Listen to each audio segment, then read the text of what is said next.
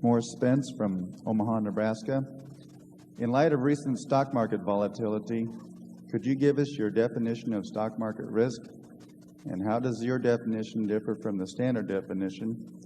Finally, due to Charlie's recent counter-revelation about jets, are you going to rename the Indefensible? Charlie would like to make an announcement on that second point. Prompted by Al Olchi, we are changing the name of the company plane from the Indefensible to the Indispensable.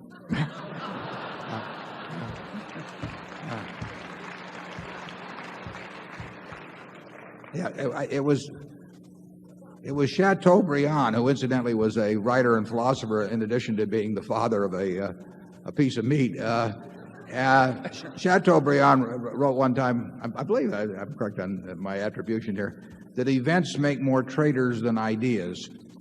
And if you think about that in terms of Charlie's remark, that the purchase of flight safety caused Charlie to have this counter-revelation, and it's an experience that is duplicated many times in life, where people flip over very quickly to a new view based on their new circumstances.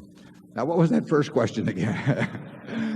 I might add that I have a friend who's a United Airlines pilot, and he has recently been promoted into the 747-400. Before he started carrying people like you around for hire, he had to train intensively for 5 weeks. 100% of his training was in a simulator. They're that good. So they better be that good. They cost us about $19 million. But they're fabulous. I mean, if you think about it, I think it's 85% of the problems that you can encounter in a plane if you attempted to teach people by actually being in a plane, they wouldn't be here anymore. So there's you want to develop the instincts and responses that can react to 85% of the problems. The only place to learn them is in a simulator, and probably the other 15% the best place. Now let's go back to your first question. Give it to me again. The first part was, would you give us your definition of stock market risk and how it differs from the standard definition? Yeah, we don't think in terms of, well, we think first in terms of business risk. You know, the key to Graham's approach to investing is not thinking of stocks as stocks or part of a stock market. Stocks are part of a business. People in this room own a piece of a business. If the business does well, they're going to do all right, as long as they don't pay way too much to join into that business. So we're thinking about business risk.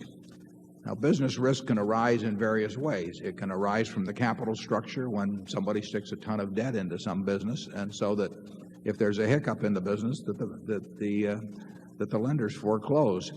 It can come about just by the nature of the business. Certain businesses are just very risky.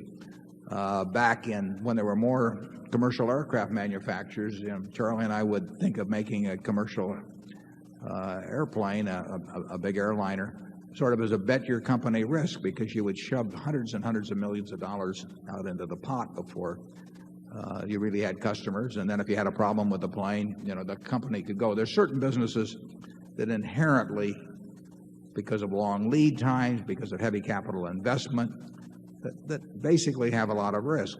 And commodity businesses have risk unless you're the low-cost producer, because the low-cost producer can put you out of business. Our textile business was not the low-cost producer, and we had a fine management, and everybody worked hard. We had cooperative unions, all kinds of things, but we weren't the low-cost producer, so it was a risky business. The guy who could sell it cheaper than we could made it risky for us. So there's a lot of ways businesses can be risky. We tend to go into businesses that inherently are low risk and are capitalized in a way that low risk of the business is transformed into a low risk for the enterprise.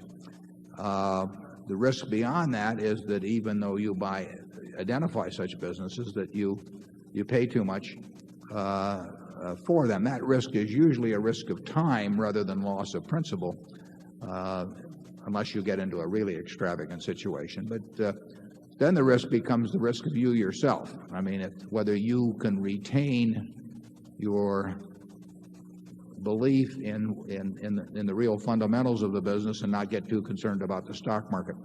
The stock market is there to serve you and not to instruct you, and that's a key to owning a good business and getting rid of the risk that would otherwise exist in the market. You mentioned volatility. It doesn't make any difference to us whether the volatility of the stock market, is averages 0.5% a day or 0.25% of a day or 5% a day. In fact, we'd make a lot more money if volatility was higher because it would create more mistakes in the market. So volatility is a huge plus to the real investor. Ben Graham used the example of Mr. Market, which is we've used it. I've copied it in the report. I copy from all the good writers. And Ben said, just imagine that when you buy a stock that in effect, you've bought into a business where you have this obliging partner who comes around every day and offers you a price at which you'll either buy or sell, and the price is identical. And no one ever gets that in a private business where daily you get a buy-sell offer by a party. But in the stock market, you get it. That's a huge advantage.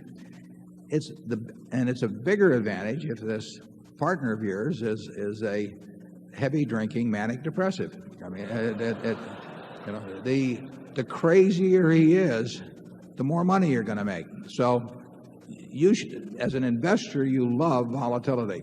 Not if you're on margin, but if you're an investor, you aren't on margin. And if you're an investor, you love the idea of wild swings because it means more things are going to get mispriced.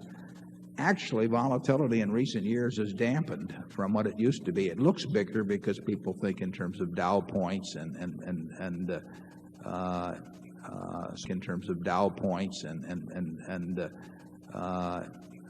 so they see these big numbers about plus 50 or minus 50 or something. But volatility was much higher many years ago than it is now, and you had the amplitude of the swings was really wild, and that gave you more opportunity. Charlie? Well, it got to be the occasion in corporate finance departments of universities where they developed a notion of risk-adjusted returns. And my best advice to all of you would be to totally ignore this development. Risk had a very good colloquial meaning a substantial chance that something would go horribly wrong. And the finance professors sort of got volatility mixed up with a lot of foolish mathematics. And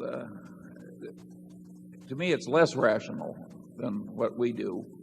And I don't think we're going to change. Finance department teach that volatility equals risk. Now they want to measure risk, and they don't know any other way. They don't know how to do it, basically. And so they say that volatility measures risk. And I've often used the example that the Washington Post stock, when we first bought it, had gone in 1973, had gone down almost 50%. From a valuation of the whole company of close to, say, 180 or 175 million down to maybe 80 million or 90 million. And because it happened very fast, the beta of the stock had actually increased, and a professor would have told you that the company was more risky if you bought it for 80 million than if you bought it for 170 million, which is something that I've thought about ever since they told me that 25 years ago, and I still haven't figured it out. Incidentally, I should make an announcement on that because I think that I've made a certain amount of fun of finance departments over the years.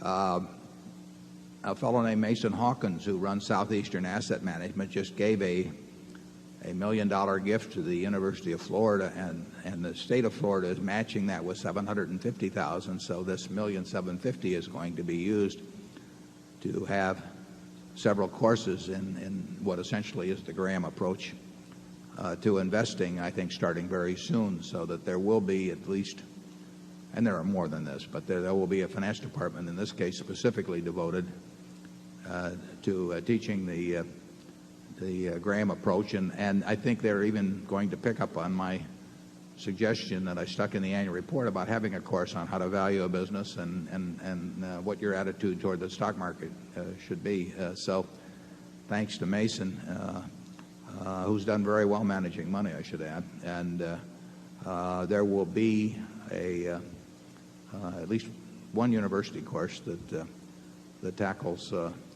what I think are the important questions in investing.